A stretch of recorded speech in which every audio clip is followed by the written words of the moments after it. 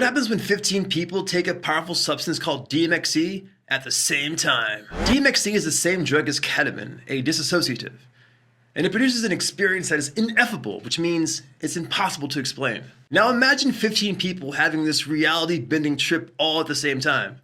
Did it change their lives? Well, the trip didn't take place in a lab. It was inside of a giant trip room. But there was still data collected from 10 of these 15 people that's never been shown anywhere except now. 50% of the people thought they were going to die during the trip. In the beginning, one person tried to get up, they fell down, and then vomited all over the floor.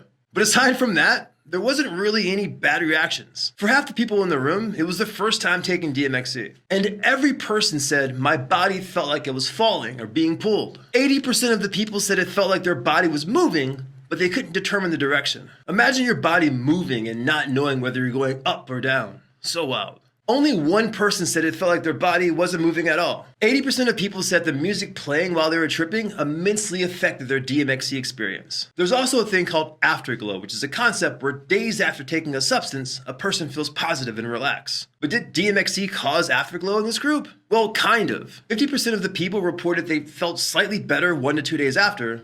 However, 40% said they felt worse 1 to 2 days after. And one person just felt the same. So there's your afterglow, if it even exists at all. But what about the trips? Many people in this big DMXE group gave trip reports, but one that stood out to me was a person that said, I felt like I experienced something that has been happening throughout the years. Like we were meant to take this drug and do the same actions over and over again. It was like an important mission that had to be done.